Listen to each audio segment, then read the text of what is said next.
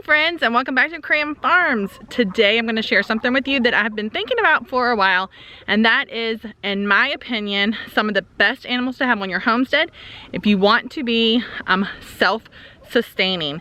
And what does self-sustaining mean? If you don't know, hang around. I'm going to show you those animals, talk to you about why I feel they're the best for you, and I'm going to show you how easy it is to care for these animals.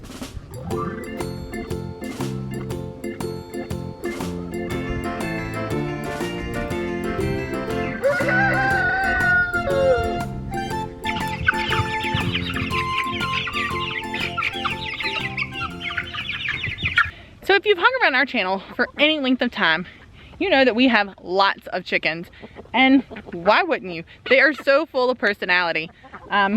We have several different breeds here, and I love that because it actually lets each breed kind of show their traits and their quirks, and it lets us get to know all sorts of different birds. Now, another reason that you might not think about as to why we actually have so many chickens is because they are one of the easiest animals to care for, in my opinion. Chickens need fresh water. We like to keep ours out on grass year-round, and we also give them a little bit of non-GMO, soy-free grain. So this just helps with their egg production. You can raise them without grain as well.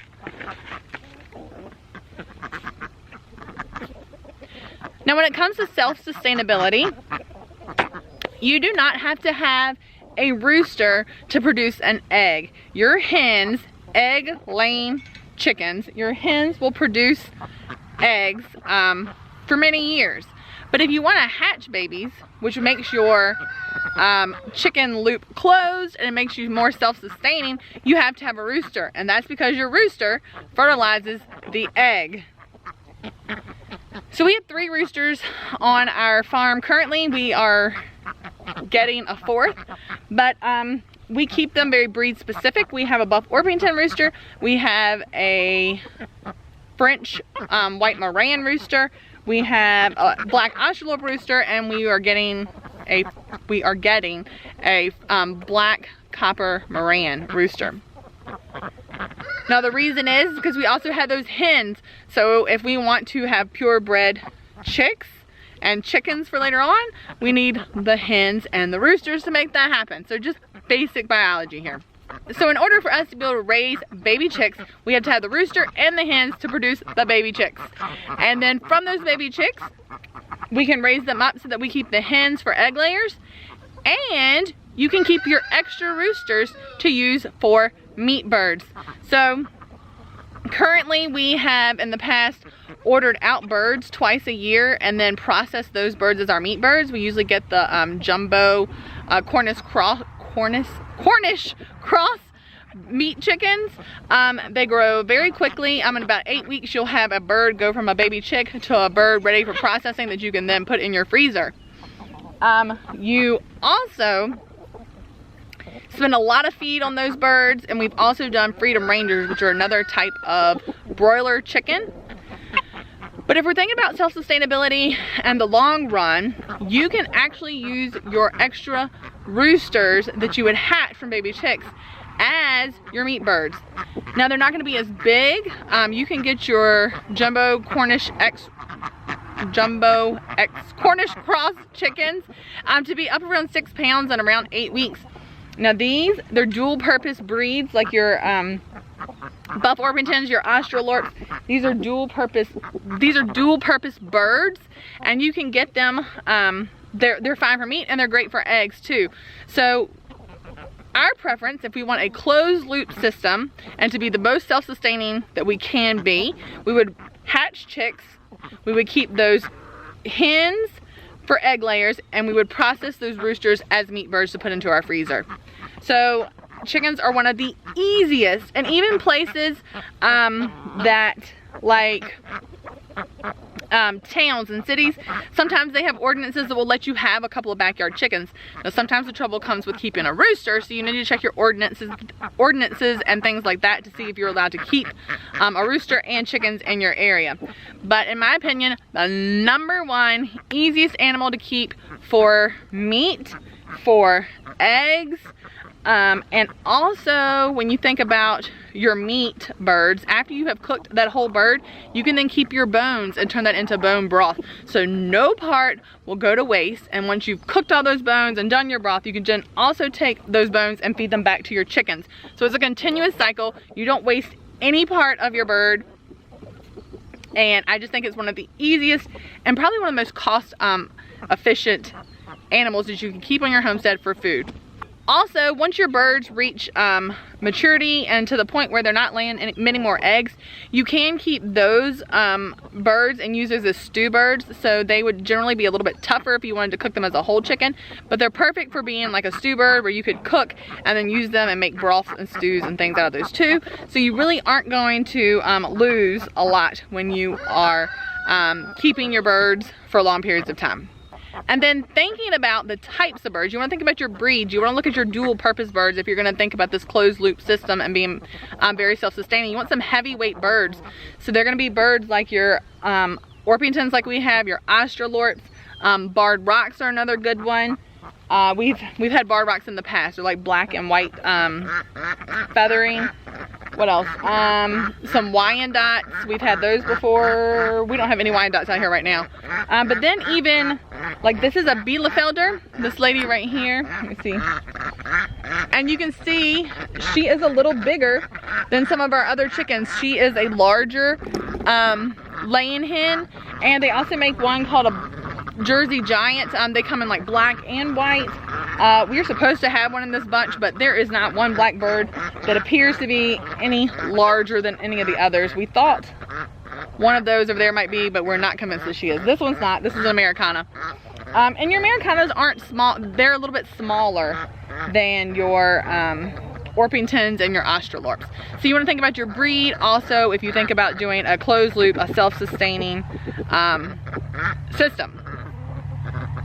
So the main things you need for your self-sustaining system for chickens are your hens, your roosters, and they need some grain, they need some fresh water, and preferably we'd like to raise ours on grass.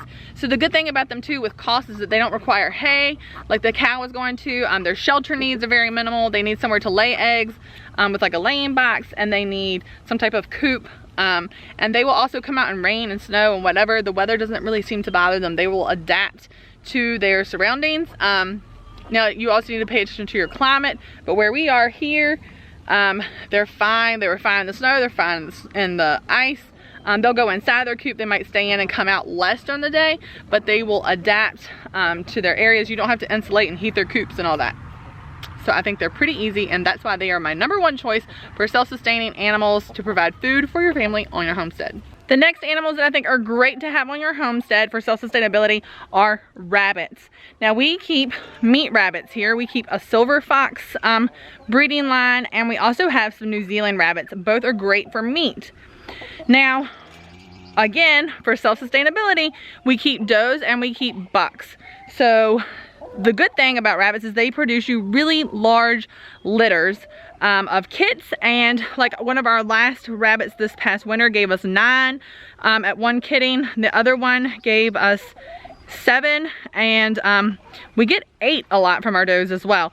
So you can use them for meat. You can also sell them, so use them as a source of income. But while we're talking about being self-sustaining, the bucks and the does are what you need to produce baby rabbits. And then from that, you'll have a sustainable meat source, because your rabbits you can breed your rabbits. We like to do it about 3 times a year. You can do more than that, but it's just tougher on your does.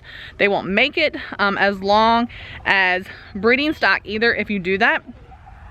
So we like to breed our does about 3 times a year. We get huge litters. You can put them out on grass. They're not expensive to keep. Their housing is not a very big deal either. Rabbits need clean water. We do give ours grass hay. It keeps their teeth in good condition. And then we give them alfalfa pellets every day as well. The babies, when we separate them from their mothers at about 6 weeks, we like to put them out on grass. So they're eating fresh grass, and we will just use like our chicken tractors, and we'll just put them out on grass and then just move them across the grass just like we would do our meat birds. And then that gives them fresh grass to eat, and then we just move them every day like we would for any of our other animals for parasite and pest control. Keeps the rabbits really healthy, and in about 12 to 15 weeks you have rabbits that you can process for meat. They're also very easy to process yourself. You don't have to pay someone else to do it, so it's a low cost input wise, and you're really not spending a lot of money out. You can raise them yourselves, and you'll get a lot of meat in a short period of time. We currently have 3 does and 3 bucks. I actually don't need that many bucks, and the reason we have that many is because one of ours is pretty old. He is a proven buck and has done several litters for us, and the other 2 we just bred them for the first time, so we will see if they turn out to be proven breeders or not. And then we actually would like a few more does, so we will be keeping some does from some of our baby litters that we currently have before we process. We always pull one out so that we have one out of a litter, and then we process the rest for meat. So rabbits are cheap, easy to raise, and the kids love cuddling rabbits. Now, if you've been around our farm or our channel for any length of time, you know that Buttercup is my favorite animal here on the homestead. And you might be wondering why she did not make the cut for the most self-sustaining animals and some that I would recommend that you get on your homestead. Well, there are several reasons for that. One is she, obviously, is a female, and you would have to have a bull to make this a closed loop self-sustaining system here. Now, there are several reasons why we don't keep bulls, and one of those is because of their size. They're more dangerous. We have, you know, several kids around here, and I don't want to deal with the bull. I'm the one that takes care of her a lot, especially if my husband's working. You know, I'll do it by myself, and so I don't want to be fighting with a bull, which is why we don't keep one here. It's also very expensive. Bulls are bigger. We also don't have a problem getting an AI tech to come out here and inseminate her when we need to have, when we're ready and need to have a baby. And it's more expensive to keep her because we do have to have hay. You know, at our new land, we already have the permanent fencing up there, so we won't be doing mobile fences. But fencing is more expensive.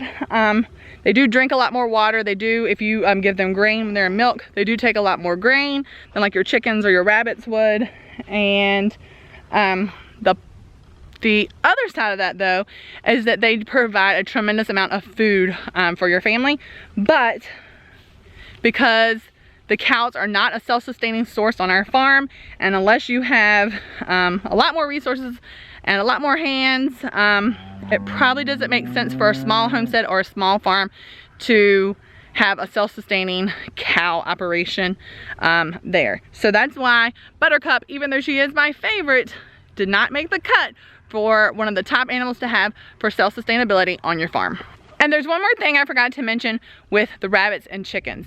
Rabbits and chickens work really, really well together. If you notice here, there's a batch of chickens in here, and this is where our rabbits are kept. Let me see if you can see them. Our rabbits are kept on this back wall in their cages. Now, this is where the breeding stock is.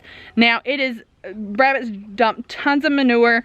Hay they're not eating, or that they waste falls down below, but the chickens have no problem turning that into great compost. So with the chickens in this area during the winter time, you will see that they take all of that manure from the rabbits and they turn it into really good dirt that you can use on your gardens.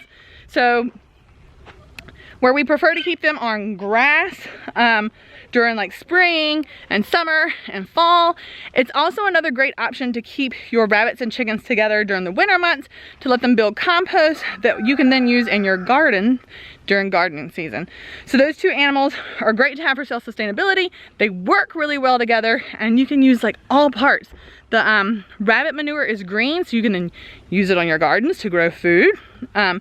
And then the chickens will scratch through it and help. They will give you eggs, but they also help turn all of that rabbit manure into compost you can use as well. One question you might have is, why do I want to be self-sustaining? Why do I want this closed loop system here within our homestead? Well, there's a few reasons, but I feel the most important is because if I can hatch my own baby chicks, keep the hens for eggs, and process our roosters that are extra roosters for meat, then I don't need to go out to the store or go anywhere else looking for eggs or meat, because I have that self-sustaining source right here on our farm. Now the same thing goes with our rabbits. If I have does and I have bucks, then I don't have to go out looking for another meat source. I have our rabbits, they produce large amounts in a short amount of time, so that's another meat source that I can count on, and I don't have to go out searching for food for our family. So 3 things before I end this video. If I had to pick one sustainable meat source for our homestead, it would probably be chickens. And the reason for that is because you not only get the meat from the chickens, but you also get the eggs. So that's 2 protein sources that you have. So that is why I would pick chickens over rabbits if I had to choose. Now, the other thing is, don't think that these are the only 2 self-sustaining animals that are good for a homestead. They're the 2 that I picked because of the ease and the cost of raising them and what you get out of them. You're able to get meat pretty quickly. There are other options like goats and sheep, and we've done both of those before. But for ease of care and someone who wants to jump into homesteading and have an immediate meat source that's pretty quick to get, those are the 2 suggestions I would make. And the third thing is, start with one. Start with chickens or start with rabbits and get really, really good at one of them before you move on to something else. If you don't, you're gonna get frustrated. There's gonna be a learning curve. You can watch so many videos and you can read books, but until you get your hands on these animals and you do this work firsthand, that's when you're gonna learn a ton. And if you jump in and you have too much going on at once with, you know, 5 different types of animals, you're gonna get frustrated really easily and you're gonna quit. And that defeats the whole purpose of homesteading. You've got to decide why you're homesteading. For our family, we homestead so that we can raise food that is the healthiest for our family. And we feel that doing that is by raising our own animals right here on our own land. So come up with why you're homesteading, why you're doing this for your family, and then just focus on one. So I know this is a little bit of a different video than what you're used to with us, but I'm so glad you came along today. I hope it gave you some tips on animals that could be really great for your homestead, no matter how small or how big your operation is. We started with just 3 laying hens and we grew from there, and that's when we started adding roosters. We got meat. We started, you know, looking into meat birds, and then after that is when we discovered, hey, if we want to close this loop, not depend on outside sources, we can have a really great self-sustaining meat source here on our farm just by using our own hens and roosters to produce those baby chicks, keep some for meat, some for laying, and just repeat the cycle. The same thing goes for rabbits. Rabbits are really great because they produce large amounts of meat because they can breed so frequently and they have such large litters. So we can keep several does. We really don't need that many bucks, but because of the age of one of our bucks is why we have the 2 younger ones. And but they can produce tons of meat in a short period of time with both things. So you're looking at 12 to 15 weeks, you'll have meat from rabbits, and you're looking at about the same amount of time for your chickens if you're raising chicks and then just keeping your roosters for meat. So in a 12 to 15 week cycle, you could be constantly bringing in more meat for your family. So I hope this helped you out a little bit. Don't forget to hit the like button, subscribe to our channel if you haven't already, and stay tuned. This weekend you're gonna see lots of great work coming on that solar stanchion at the new homestead. We'll see you next time.